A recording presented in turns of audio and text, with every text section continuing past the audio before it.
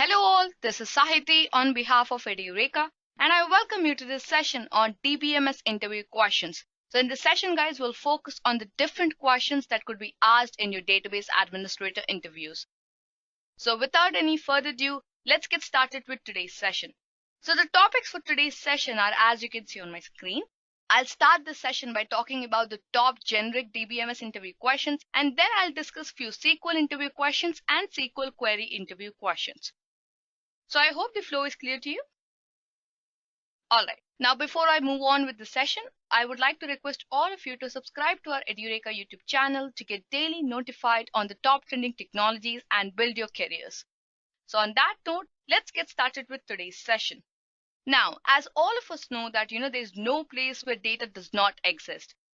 So in today's market where around 2.5 quintillion bytes of data gets generated every day, it's very important for all of us to analyze the data and generate the required results.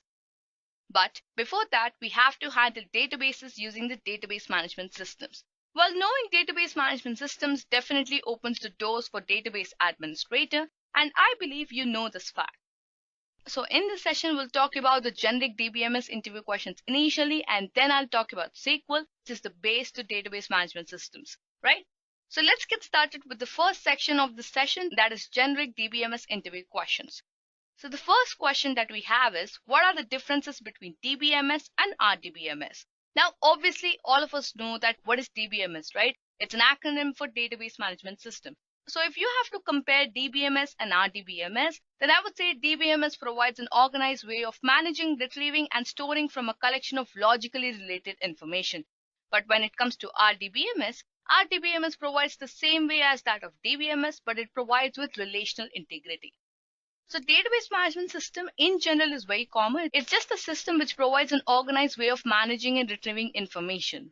Now what happens in RDBMS is that the complete data present in the database is related to each other and is mostly stored in the form of tables.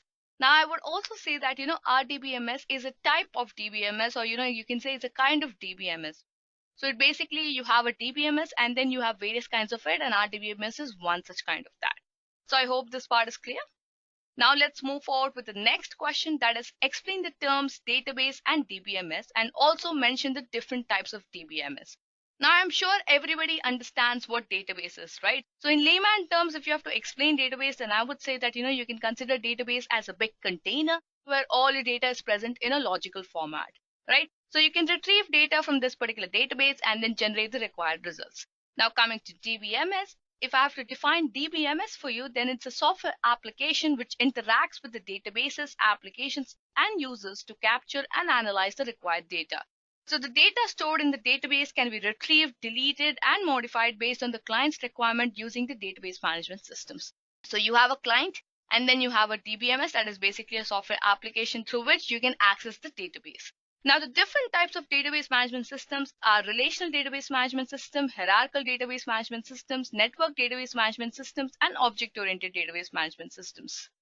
Talking about relational database management systems, this type of database management system uses a structure which allows the users to access data in relation to another piece of data in the database. So in this type of database management system, data is mostly stored in the form of tables.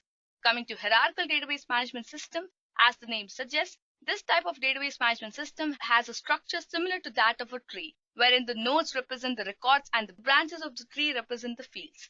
In the hierarchical one, you have a tree structure, and the relational one, all the tables are related to each other. Coming to the network database management system, this type of database management system supports many-to-many relations wherein multiple member records can be linked. And coming to the final type of DBMS, that is object-oriented, well, this uses small individual softwares called as objects to store pieces of data and the instructions for the actions to be done with that particular data, right? So if you have to understand all these terms in layman language, guys, then RDBMS is basically where all the data is related to each other. Well, coming to hierarchical is in the form of a tree. Network comes where you have many-to-many relations where multiple member records can be linked together. And object-oriented, you have objects which have specific set of data and the instructions for actions to be done with that particular data. So I hope this part is clear. Now let's move forward with the next question, that is, what are the advantages of database management systems? And I would say this is one of the most popular questions that is asked in the interviews, that you have to know what is the advantage before you start using anything, right? So the advantages of database management systems are data independence, sharing of data, integrity constraints, redundancy control, and provides backup and recovery facilities. Talking about data independence, this allows to change the structure of data without affecting the structure of any of the running application programs. Coming to sharing of data, multiple users can use the data from the same database simultaneously. Coming to integrity constraints, these constraints allow the data to be stored in database in a refined manner. Coming to the next one, that is redundancy control. It supports a mechanism to control the redundancy of data by integrating all the data into a single database. And finally, coming to providing backup and recovery facilities. These provide a feature of backup and recovery to automatically create the data backup and restore the data as and when required, right? So that was about the advantages of DBMS, guys. Let's move forward with the next question, that is mention the different languages present in DBMS.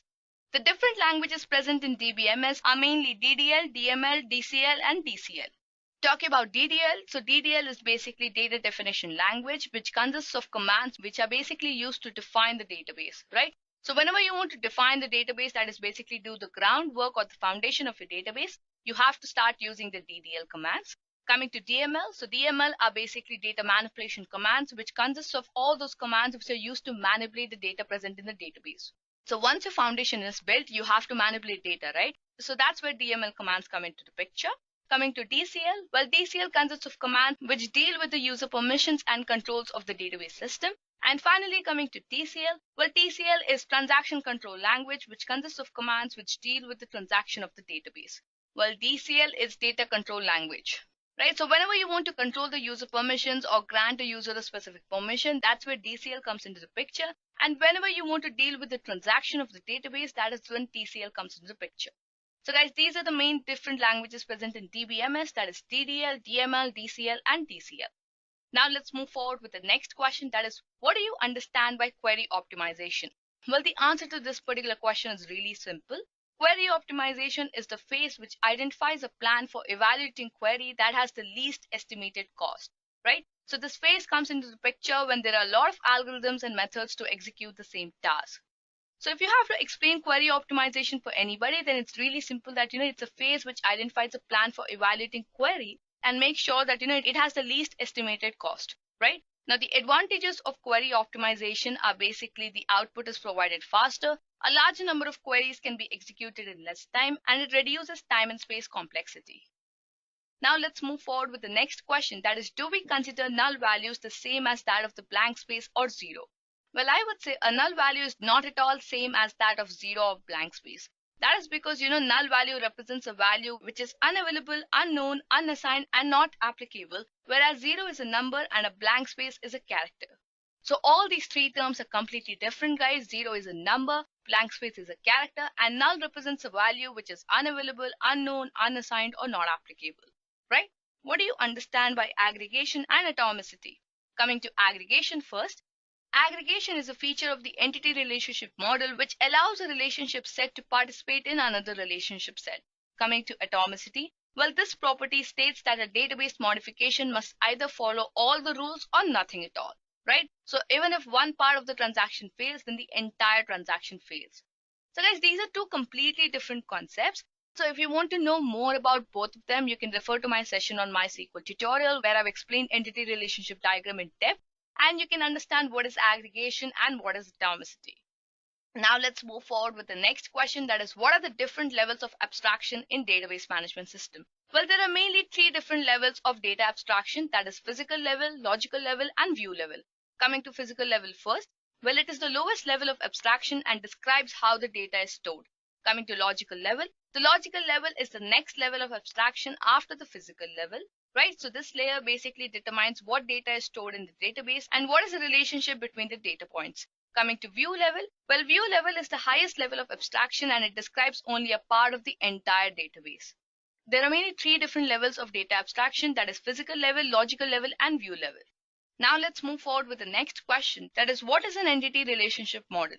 Well, if I have to define entity relationship model for you, then it's a diagrammatic approach to database design where you represent real-world objects as entities and mention relationships between them, right? So this approach basically helps the team of database administrators to understand the schema very easily.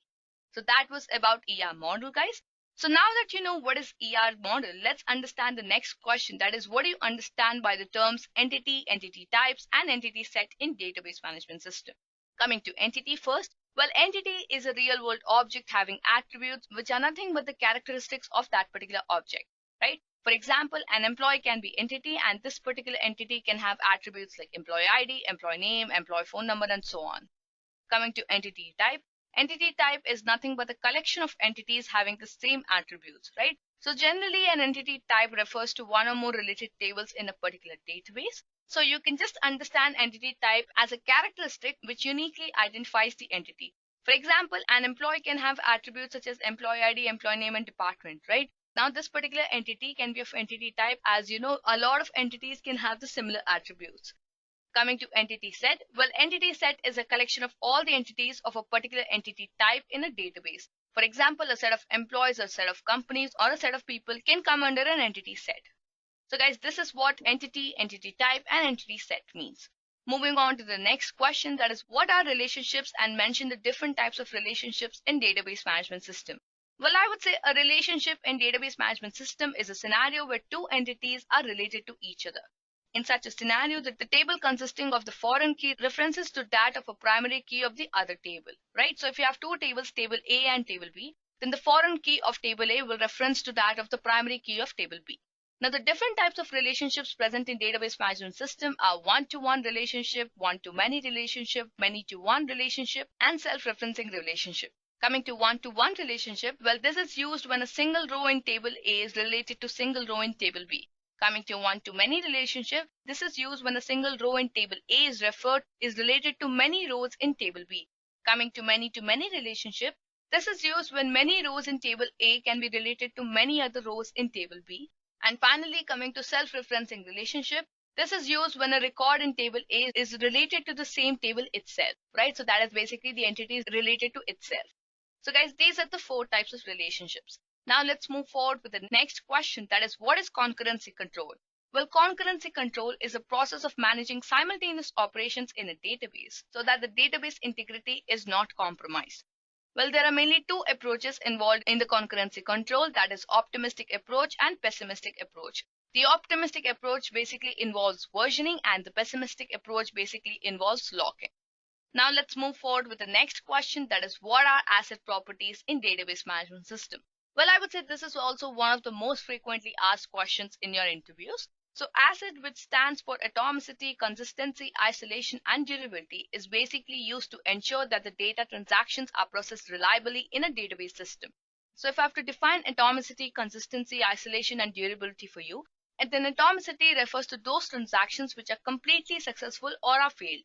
Here, each transaction refers to a single logical operation of the data. So even if one part of the transaction fails, then the entire transaction fails and the database state is left unchanged.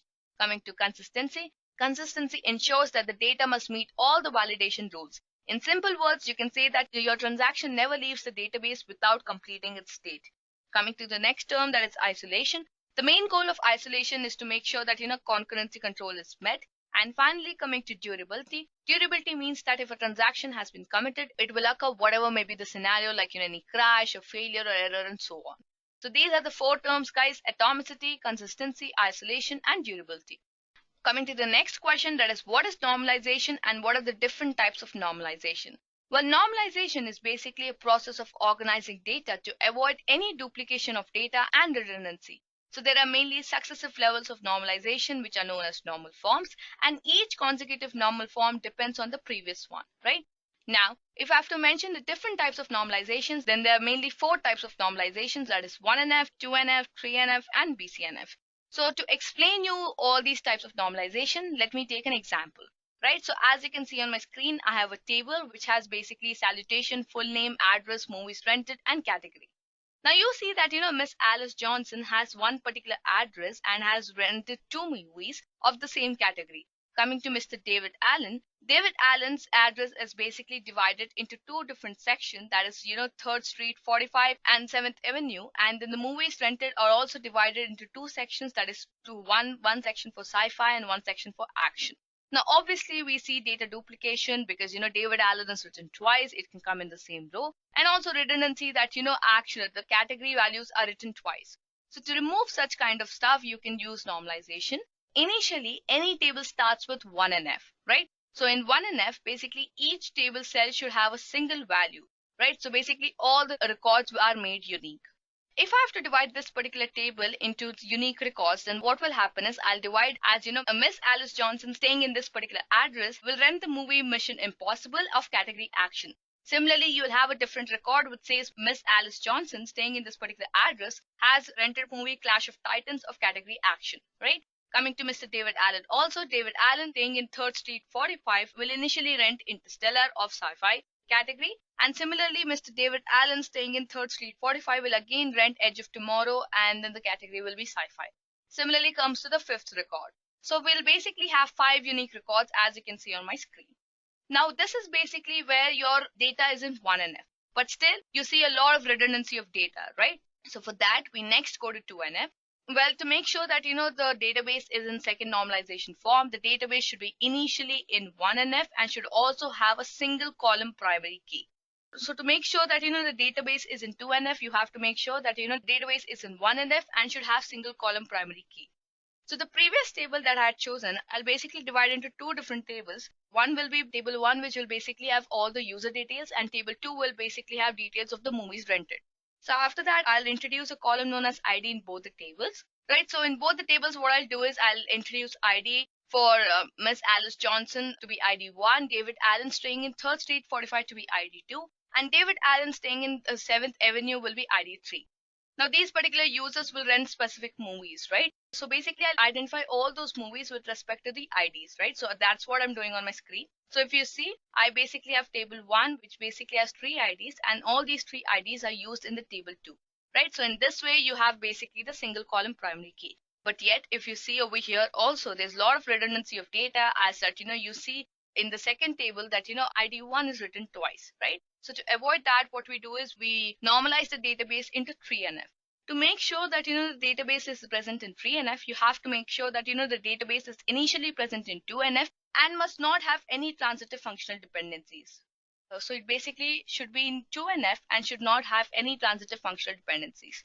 To do that, what I've done is I've created one more table which is salutation ID and salutation, so that David Allen, who was written twice, is uniquely identified as one, as a single person, right? So in the third table, I have salutation ID and salutation. And for Mr. I've put 1, Miss I've put 2, Mrs. I've put 3, and Doctor I've put 4. So according to that, I'll basically normalize this particular database. Now finally coming on to the 4th type of normalization, that is BCNF or Boy Scout normal form. Now this is basically used in a scenario where your database is already in the 3rd normal form, but there are a few anomalies present, right? So when I say anomalies, what I mean by that is you can have more than one candidate key. Well, that is where BCNF comes into the role, where you divide your tables further and then there would be only one candidate key present. So guys, these are the various normal forms, that is 1NF, 2NF, 3NF and BCNF. I hope that you've understood. Right, now let's move forward with the next question, that is what are the different types of keys in database? Well, there are mainly 7 different types of keys in database, that is candidate key, super key, primary key, unique key, alternate key, foreign key and composite key. So to explain you the different types of keys, I'm going to consider the example that you can see on my screen. So starting with the candidate key first. Well, candidate key is basically a set of attributes which can uniquely identify a tuple. So basically each table can have more than one candidate key, and apart from this, out of all the candidate keys present, one key can be chosen as the primary key. So in the example that you can see on my screen, since customer ID and PAN number can uniquely identify every tuple, these 2 columns, or you can say that these 2 attributes would be considered as a candidate key. Coming to the next type of key, that is super key. Well, super key is a set of attributes which can uniquely identify every tuple. So a candidate key, a primary key and a unique key is super key, but vice versa isn't true. Coming to the next type of key, that is primary key. Primary key is also a set of attributes which are used to uniquely identify every tuple. Now in the example that you can see on my screen, since customer ID and PAN number are candidate keys, any one of them can be chosen as the primary key. So I've chosen customer ID as the primary key over here, right? Coming to the next type of key, that is unique key. Well, unique key is similar to that of the primary key but allows null values in the column, right? So here the PAN number can be considered as the unique key. It might happen that few people do not have a PAN number. That particular attribute can be considered as the unique key. Coming to the next type of key, that is alternate key. Well, alternate keys are candidate keys which are not chosen as primary keys, right? So for example, if you see on my screen, I had two candidates, that was customer ID and PAN number. Out of the lot, I chose customer ID as the primary key. So the leftover one is the PAN number, which is chosen as the alternate key. Coming to the next one, that is foreign key. Well, you can understand foreign key as an attribute that can only take the values present as the values of some other attribute is basically the foreign key to attribute to which it refers. So in the example that you can see on my screen, customer ID from the customers table is referred to the customer ID from the customer payment table. So the customer ID from the customer's info table or the customer's table is basically the foreign key which refers to the primary key of the customer payment table, that is the customer ID. And finally, coming to the last type of key, that is the composite key. A composite key is a combination of two or more columns that identify each tuple uniquely. So in the example that you can see on my screen, the customer ID and the date of payment can be grouped together to uniquely identify every tuple in the table. So guys, these were the different types of keys. Now let's move forward with the next question, that is, what do you understand by correlated subqueries in database management systems? Well, a correlated subquery is also a sort of subquery reliant on any other query. So when subqueries are executed for each of the rows of the outer query, then they're termed as correlated subqueries. Now, each subquery is basically executed a single time for every row of the outer query, right? So it's basically row by row processing. So you can also understand correlated subqueries as those queries which are used for row by row processing by the parent statement, right? Now here the parent statement can be select, update, or delete statements.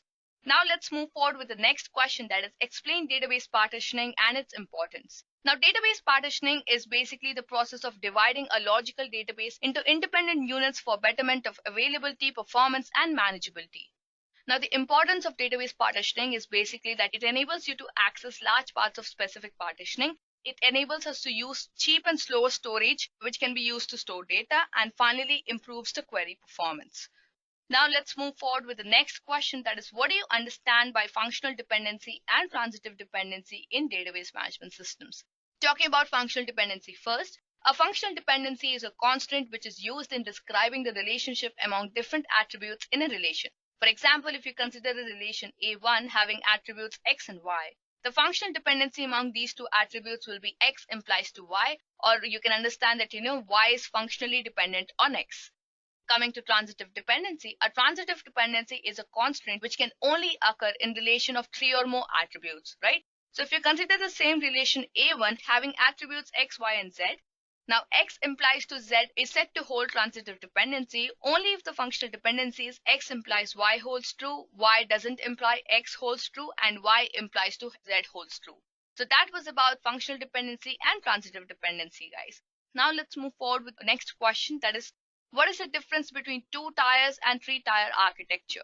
Talking about the differences between two-tier and three-tier architecture, well, two-tier is similar to that of a client-server architecture, whereas the three-tier architecture contains an extra layer between the client and the server. So in the two-tier architecture, what happens is that clients directly communicate with the database at the server side. But in the three-tier architecture, clients communicate with an application or a GUI on the server side that makes the system more secure and accessible, right? So this application thereafter then communicates with the database system, right? Now let's move forward with the next question. That is, what are the differences between unique key and primary key? So in the previous questions, as I was telling you, what are unique keys and primary keys? I'm sure you already know the answer to this particular question. Well, unique keys can basically store null values and primary keys cannot have a null value. Each table can have more than one unique key, whereas when it comes to primary key, each table can have only one primary key, right? So the main differences between unique key and primary key are, unique key can have a null value and primary key cannot have a null value. And each table can have more than one unique key, whereas each table can have only one primary key. That was about the differences, guys. Now let's move forward with the next question, that is, what is a checkpoint in database management system and when does it occur?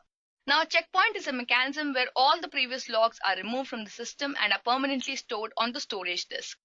So checkpoints are those points from where the transaction log record can be used to recover all the committed data up to the point of the crash. So that was about checkpoint, guys. Now let's move forward with the next question, that is mention the differences between triggers and stored procedures. Now this is also one of the most popular questions asked in your DBMS interview questions.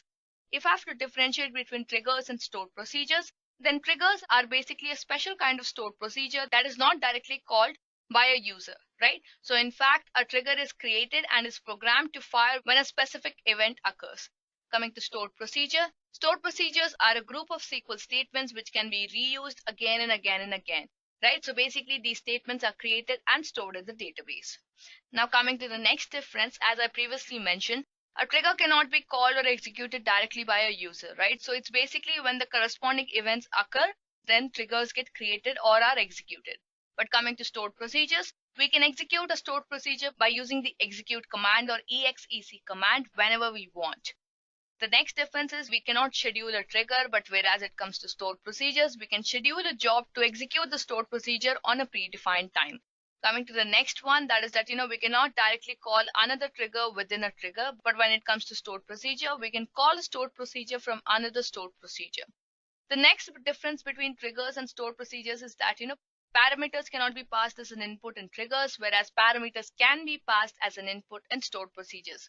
Coming to the next difference, that is triggers cannot return values, whereas in stored procedures, triggers can return 0 or n values. And now finally coming to the last difference, that is transactions are not allowed within a trigger. When it comes to stored procedures, you can use transactions within a stored procedures. So guys, these are the basic differences between triggers and stored procedures. Now let's move forward with the next question, that is what are the differences between hash join, merge join and nested loops. Now hash join is basically used when you have to join large tables. Merge joins are used when projections of the joined tables are sorted on the joined columns. And nested loops are completely out of joins and basically consist of an outer loop and an inner loop, basically executing few tasks based on a condition. So guys, these are the main differences between hash join, merge join and nested loops. Coming to the next question, that is what do you understand by proactive, retroactive and simultaneous update?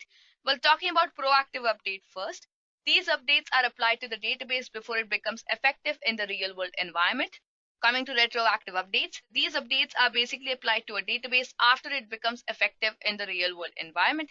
And coming to simultaneous update, these updates are applied to the database at the same instance of time as it becomes effective in the real world environment, right? So guys, this is what the terms mean: the proactive update, retroactive update and simultaneous update. The proactive updates are basically applied before it becomes effective in real world environment. The retroactive updates are updated on the databases after it becomes effective in the real world environment, and simultaneous updates are applied on the database at the same instance of time as it becomes effective in the real world environment, right? Now let's move forward with the next question, that is what are indexes and what are the differences between clustered and non-clustered index. Now if I have to define index for you, then indexes or index are basically data structures which are responsible for improving the speed of data retrieval operations on a specific table. So this data structure uses more storage to maintain extra copies of data by using additional writes. So indexes are mainly used for searching algorithms where you wish to retrieve data in a quick manner. Now coming to the differences between clustered and non-clustered index, a clustered index is comparatively faster than a non-clustered index. Now the second difference is that the clustered index basically alters the way records are stored in a database as it sorts out the rows by column which is said to be a clustered index, right? Coming to the non-clustered index, this does not alter the way the data is basically stored, but it creates a separate object within a table which points back to the original table rows after searching. And finally, coming to the third difference, that is one table can have only one clustered index, but in non-clustered index scenario, one table can have many non-clustered indexes. So guys, these are the basic differences between clustered index and non-clustered index. Now let's move forward with the next question, that is what do you understand by intension and extension? Intension, or most commonly known as database schema, basically defines the description of the database, right? So this is basically specified during the database design and mostly remains unchanged. Coming to extension, extension is the number of tuples available in the database at any instance of time, right? So this value keeps changing as and when tuples are created, updated or deleted. So the data present in the database at a specific instance of time is basically known as the extension of the database, or most commonly known as a snapshot of the database. And the description of the database is basically known as intension, or most commonly known as database schema. Now let's move forward with the next question, that is, what do you understand by cursor and what are the different types of it? Now, a cursor is basically a database object which helps in manipulating data row by row and represents a result set. So the types of cursor available are implicit cursor and explicit cursor. Now, implicit cursor is basically a type of cursor which is declared automatically as soon as the execution of SQL takes place. So here the user is basically not indicated about the declaration of the cursor. Coming to explicit cursor, now this type of cursor is basically defined by the PL SQL as it handles a query in more than a single row.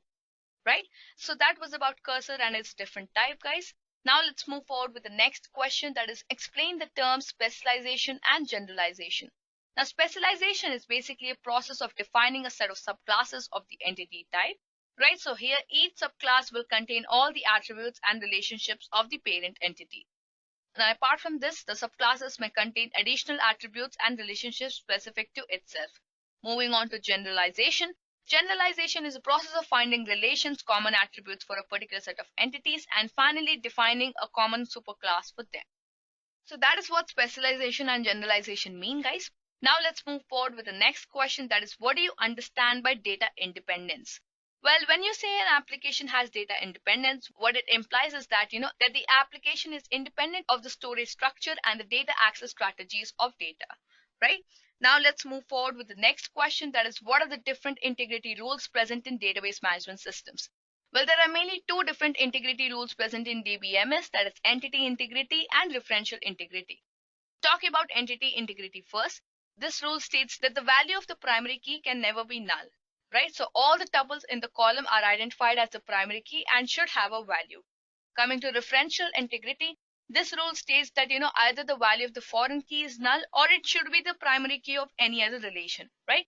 So guys, these are the basic different integrity rules present in database management system, that is entity integrity and referential integrity. Now let's move forward with the next question, that is, what does fill factor concept mean with respect to indexes?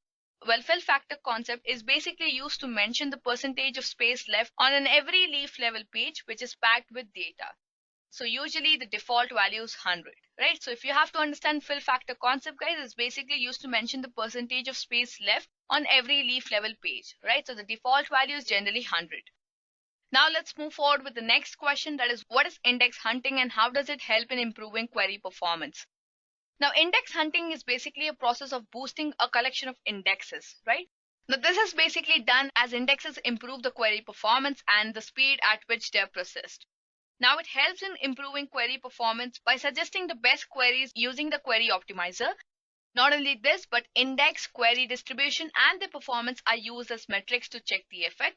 And finally, databases are tuned into small collection of problem queries, right?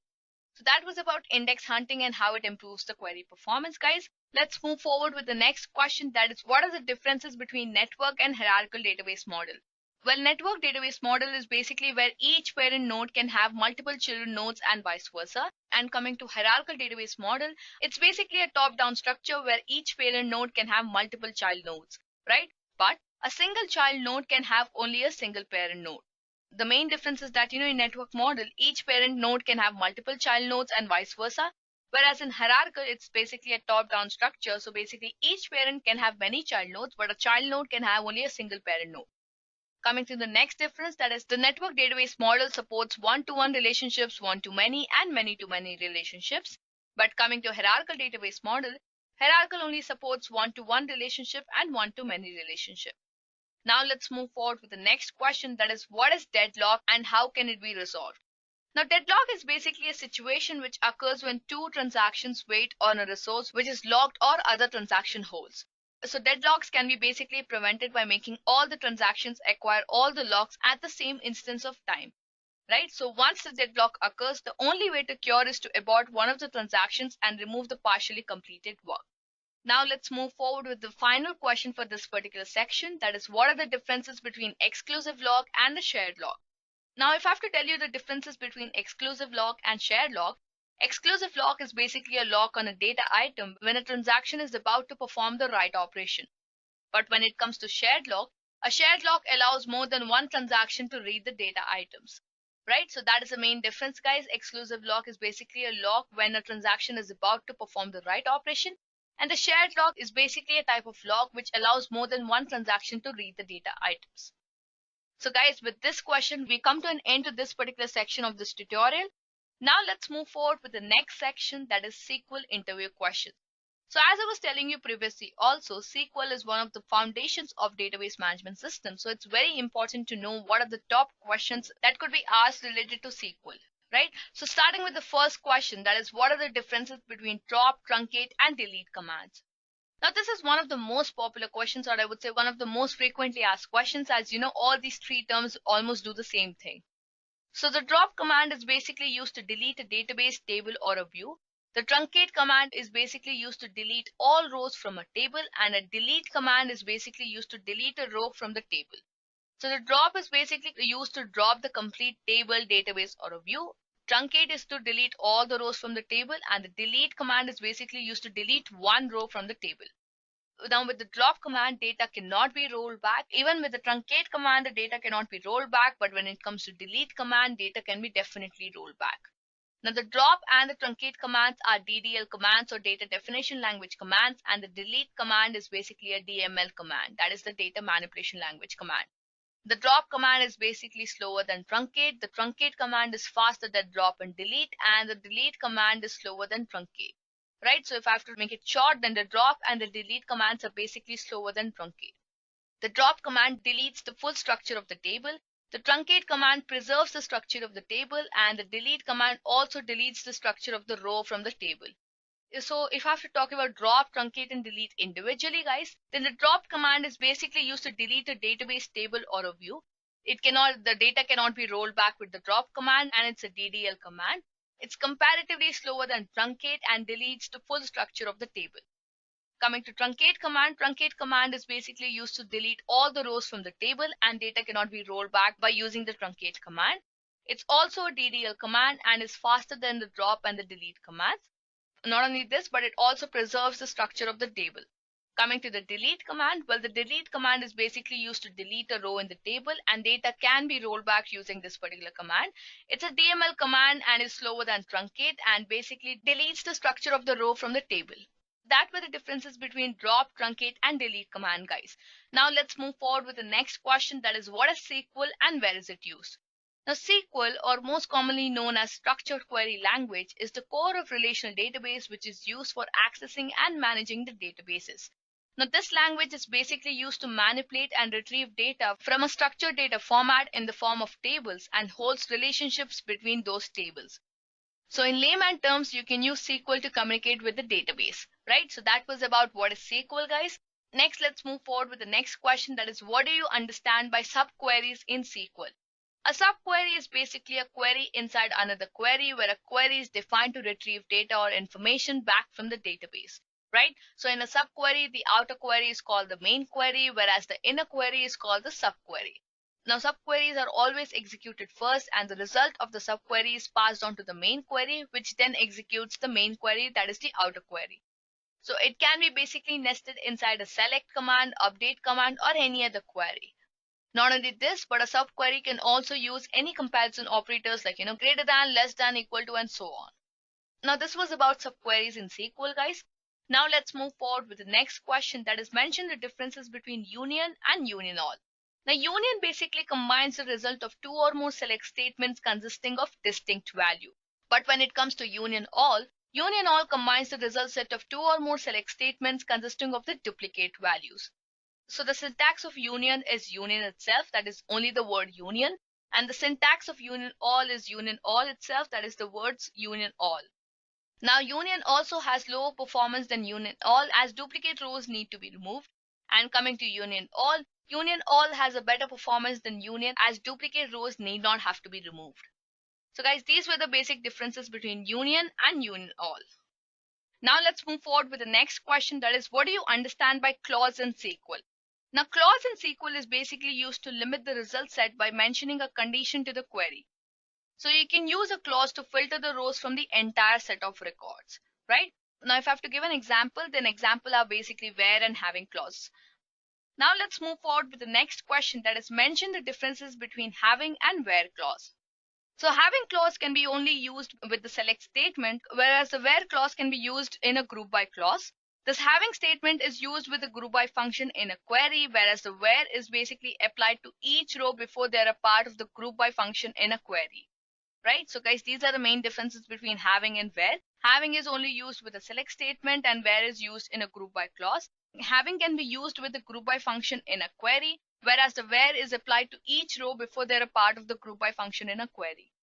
Apart from this, one more thing that I would like to tell you over here is that, whenever group by is not used, having behaves like the where clause, right? So guys, that was about having and where clause. Now let's move forward with the next question, that is, how can you perform pattern matching in SQL? Well, to perform pattern matching in SQL, you have to use the like operator, right? So with the like operator, you can basically use the percentage symbol and the underscore symbol. So the percentage symbol is basically used to match 0 or more characters, and the underscore symbol is to match exactly one character. So if you see the examples on my screen, I've written a query that, select star from customers where customer name like S percentage, right? So all the customers' names starting with S and whatever they have, like, let's say, my name is Sahiti, right? So I have 6 characters. Maybe there's Sonia. She has 5 characters, right? So all those names will be collected as sure. Coming to the next query, that is select star from customers where customer name like XYZ underscore. This basically matches only one character. So all those values which have XYZ in the starting and have only one character after that will be taken into account. Now let's move forward with the next question, that is mention few case manipulation functions in SQL. Now there are mainly 3 case manipulation functions in SQL, that is lower, upper and init cap. Now talking about lower function first, this function basically returns the string in lowercase, right? So it takes a string as an argument and returns it by converting into lowercase. Now the syntax is basically lower, and in brackets you have to mention in quotes the string, right? Now coming to upper function, this function is basically used to return the string in uppercase. So it takes a string as an argument and returns it by converting into uppercase, right? So the syntax is the same again. You have to mention upper, and in brackets you have to mention string. And coming to init cap is basically used to return the string with the first letter in uppercase and all the other letters in lowercase. So the syntax is again same. It's you just mention the keyword init cap, and in brackets you have to mention the string, right? Now these were few case manipulation functions in SQL, guys. Let's move forward with the next question, that is what are joins in SQL and what are the different types of joins? Well, a join clause is basically used to combine rows from 2 or more tables based on a related column between them. So it's basically used to merge 2 or more tables or retrieve data from there, right? So there are mainly 4 types of joins: the inner join, the right join, the left join, and the full join. So talking about inner join first. The inner join is basically used to return those records which have matching values in both the tables, right? Coming to right join, this is basically used to return all the records from the right table and also those records which satisfy a condition from the left table. And coming to the left join is similarly used to return all the records from the left table and also those records which satisfy a condition from the right table. And finally, coming to full join is basically used to return all those records which either have a matching value in the left table or the right table. So if you want a detailed understanding of the different types of joins in SQL, you can refer to my session on SQL joins.